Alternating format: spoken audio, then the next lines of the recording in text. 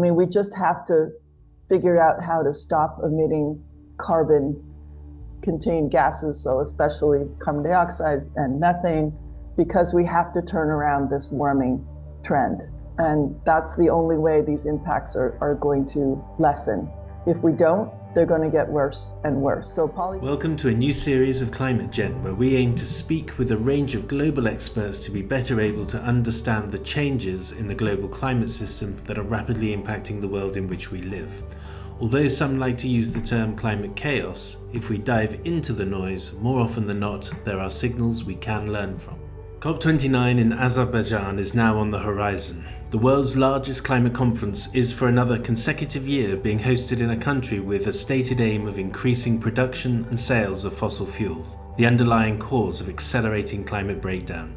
If you want to learn more about the UN's COP process and why it has failed to deliver the structural changes that could have averted much of the destruction we are currently experiencing, then my book COPOUT is available worldwide in paperback and audiobook. I will be attending COP29 to report back from Baku on the lack of progress being made in the official negotiations, whilst also speaking with attendees on a wide range of related climate topics.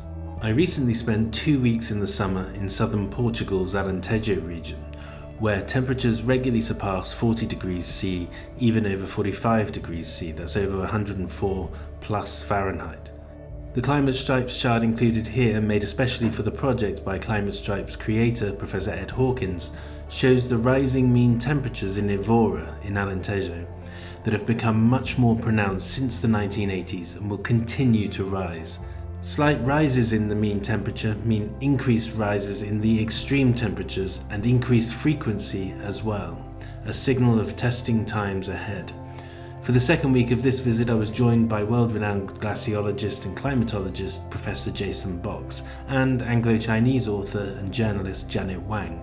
With over 25 interviews recorded, I'll be releasing a special series titled Into the Heat, looking at how these communities are adapting to the rising extremes and, as Jason Box says, they are winning in sustainability. We also discuss the thresholds of viability and why the survival of wine and olive oil producing communities in southern Portugal connects to the well-being of communities in places like the UK and other parts of northern Europe. It's not just like talking about the issues, but doing something and winning.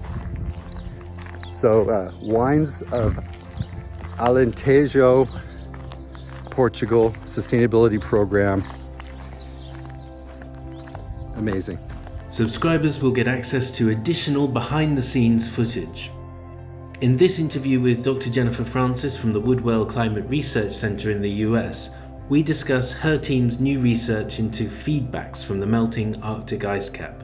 We also discuss how destructive climate impacts are starting to influence policy making, albeit with resistance from misinformation campaigns. Finally, we discuss the rise of research into geoengineering and Jennifer's insights into whether we should deploy risky temporary techno fixes to buy time, while we wait for structural action at the policy level to be implemented. Thanks again for listening. Hello, Jennifer. It's good to see you again. Good to see you, Nick.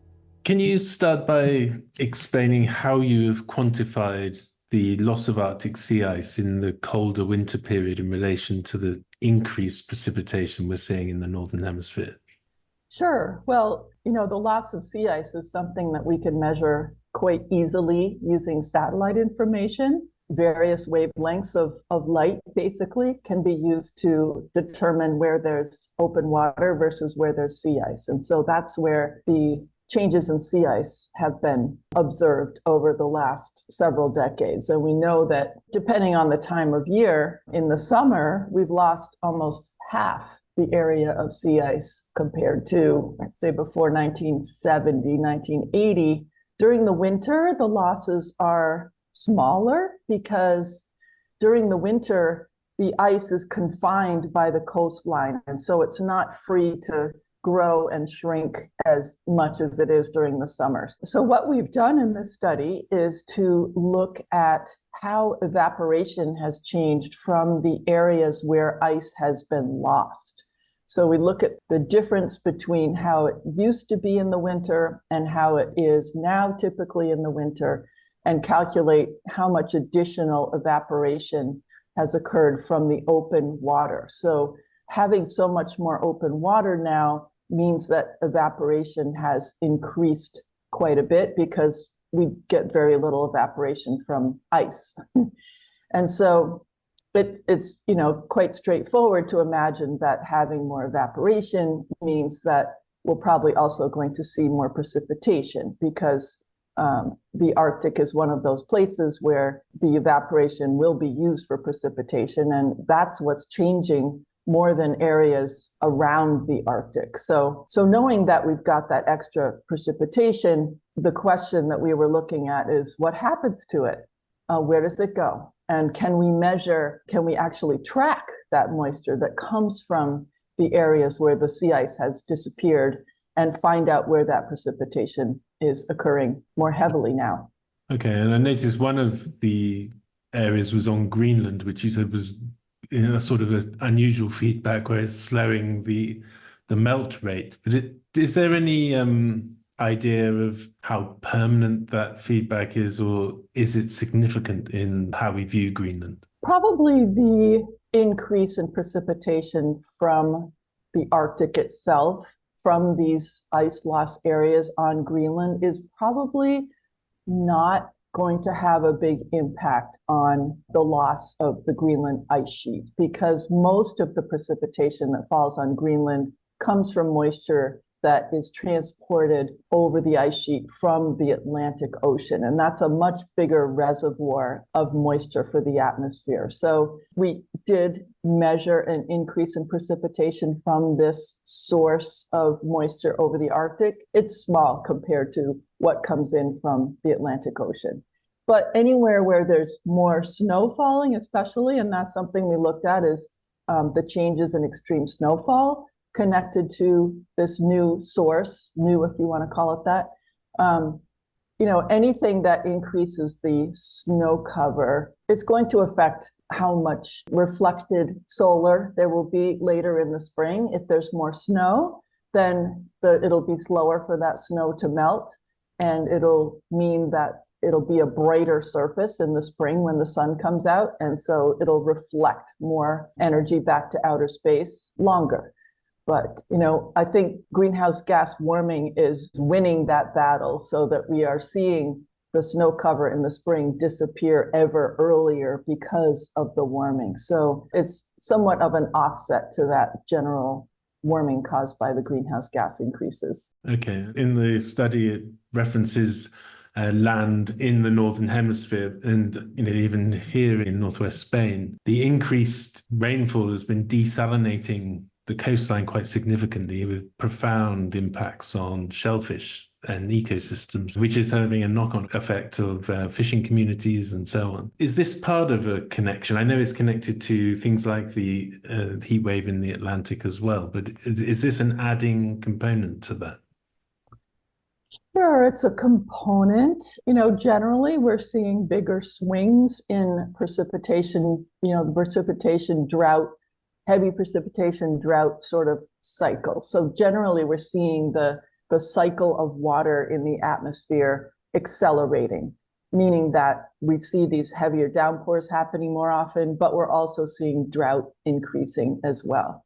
So of course, we've got more moisture coming from the Arctic, but there's also a lot more evaporation from the warming oceans worldwide. And that, I would say, is actually a much bigger deal because, the oceans are warming so much, and the Arctic is part of that story for sure. But the farther south you go of the Arctic, the bigger the influence from the oceans nearby. So in Spain's case, the fact that the Atlantic Ocean is breaking records for temperatures, that evaporation is probably a much bigger part of that story in Spain and Western Europe. And northern parts of the land areas in the Northern Hemisphere are having a more outsized influence from the Arctic. Okay, so that could be like Great Britain or Scandinavia, those sorts of countries, or Canada. Right, and Siberia and Canada.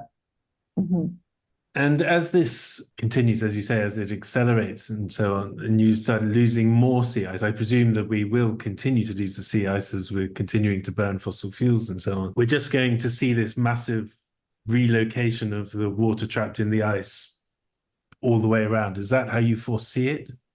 Transported away? Sure. I mean, the trends are not going to turn around anytime soon. So the more sea ice that disappears, and we're definitely on that trend, the more evaporation will occur and the more it will contribute to heavier precipitation events, especially extreme snowfall, especially in the high latitude land areas. So yeah, that should all increase. There's really no reason to expect it to turn around anytime soon, especially as we see the concentrations of greenhouse gases in the atmosphere continue to go up. Okay, and you have commented that these kinds of findings are a good signal for policymakers that they should be taking these things on board. What would you like to see as a sort of response from policymakers to this kind of research of what you're trying to communicate? So this is another piece of the greenhouse gas warming puzzle, if you will. We are measuring just many, many pieces of evidence that are all pointing to the impacts of these increasing greenhouse gases in the atmosphere. So, here's just another one to add to the very large list that we have now. And they're all very consistent. It's all very much expected. So we scientists have been talking about these sorts of impacts for decades now. So there's really no controversy about these, very serious impacts of the warming globe. The Arctic is part of that. And I mean, we just have to figure out how to stop emitting carbon-contained gases, so especially carbon dioxide and methane, because we have to turn around this warming trend. And that's the only way these impacts are going to lessen. If we don't, they're going to get worse and worse. So policymakers, you need to act fast. You need to act boldly. We need to get this done. We've got the tools. We're just lacking the political will at this point. Okay. COP29 is on the horizon in Azerbaijan, and the COP president isn't particularly shy about the fact that they're increasing their sales of gas around the world, and so is everyone else, quite frankly. So, I mean, one topic I noticed last year at the COP that was much more prominent, and we've talked about it before, is geoengineering. There's actually one area called refreezing the Arctic, which could be relevant here.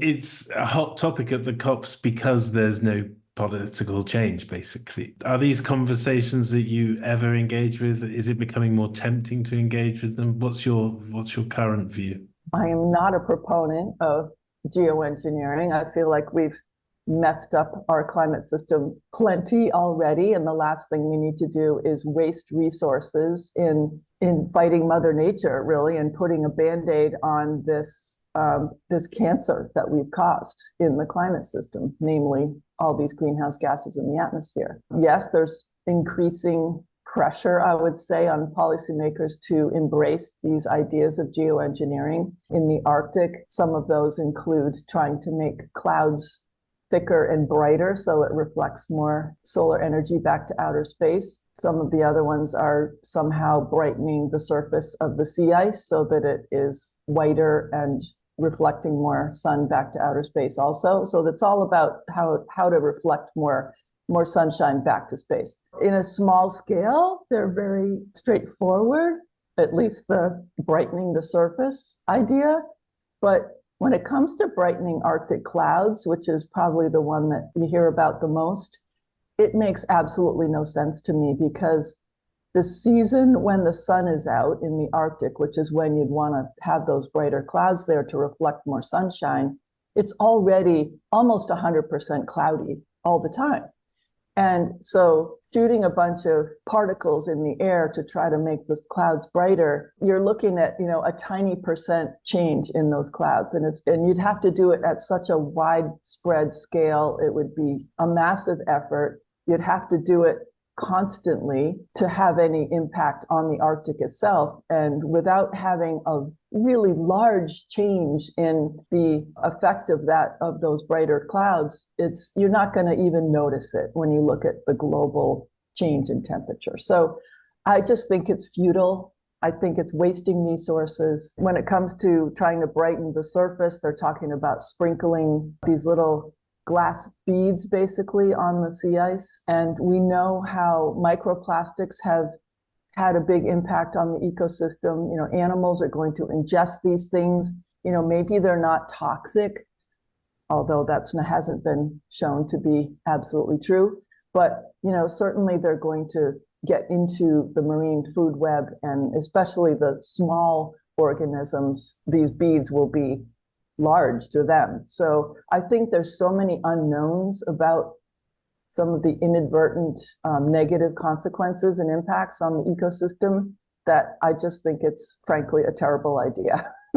Okay, and there's a piece in the New York Times with American researcher saying that there's a lot of interest now in full solar geoengineering for the whole planet. Views on that?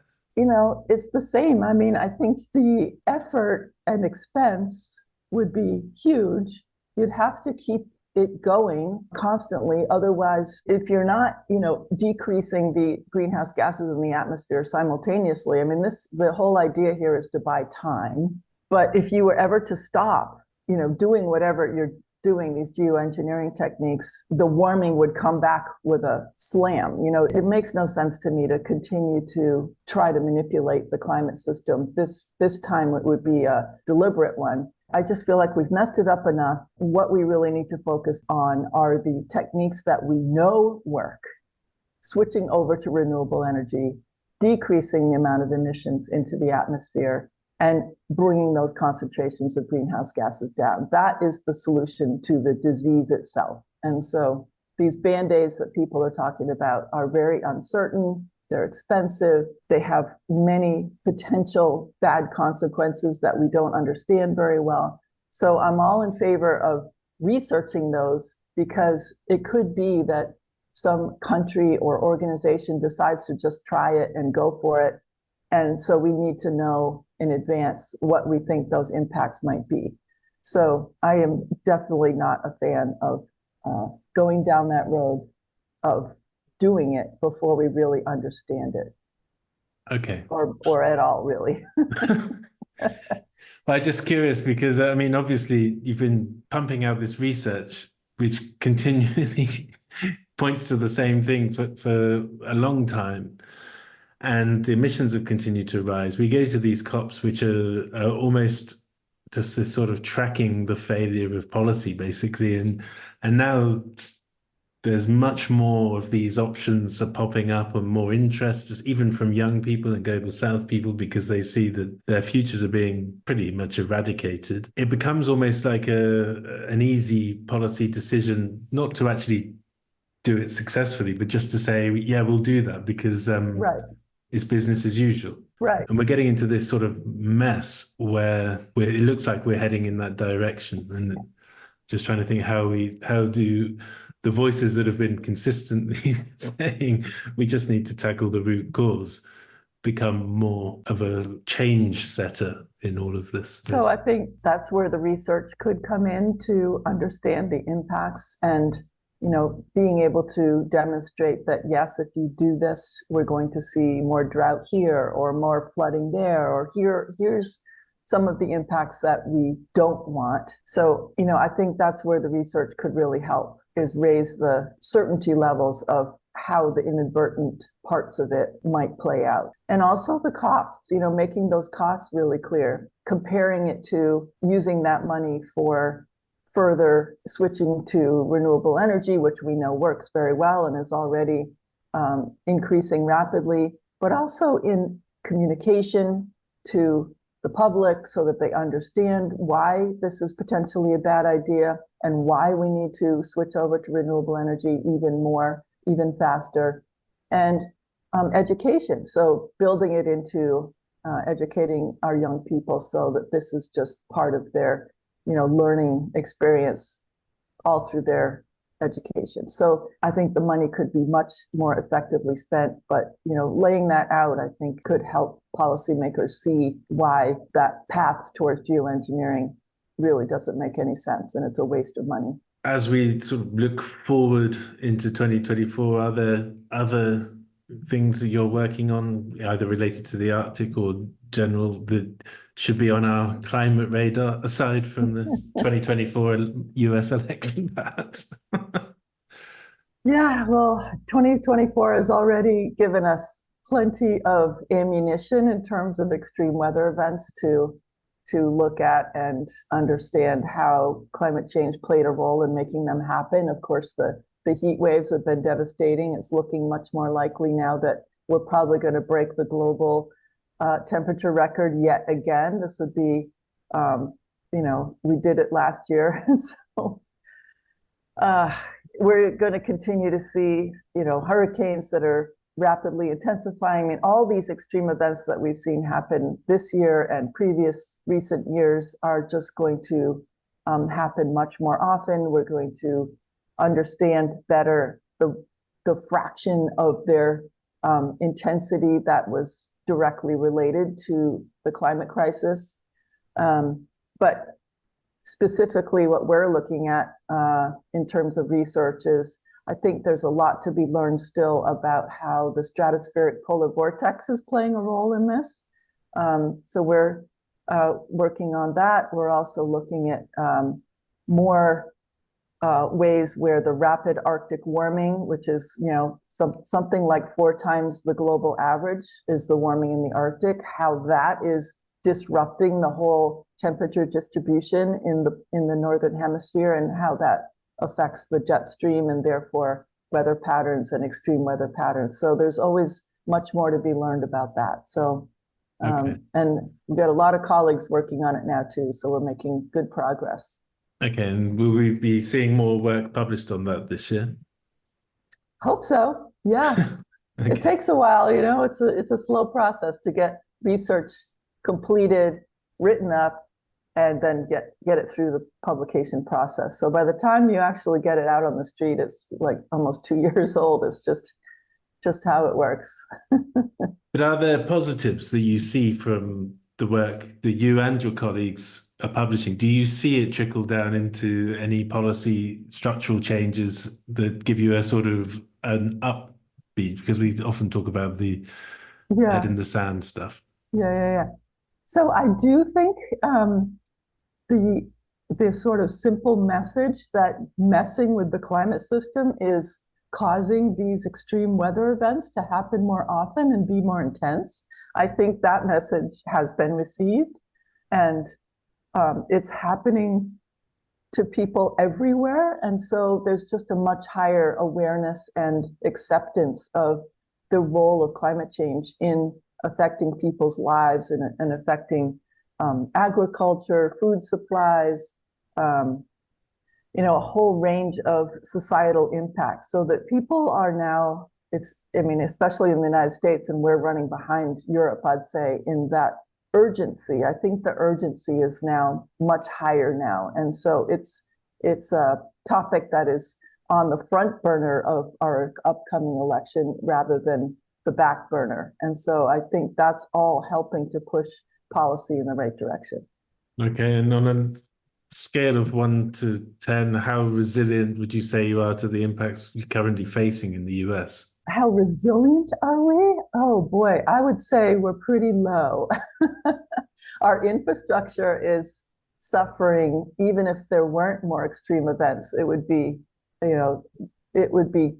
crumpling under just normal weather conditions. So I think our resiliency in many areas is very low because we haven't been investing in bolstering our infrastructure and people's property, and the utilities and all of that are just, they've been ignoring it for so long. So now we're seeing much bigger impacts than we should see if we had been paying attention all along. So I'd put it down around a 3, I'd say. Okay, yeah. Probably why the insurance companies are reeling and retreating. Yeah, they're a big player in driving people's behavior and change in difficult ways for people, but it's a big force that's actually helping push communities to respond in ways that they should have done a long time ago.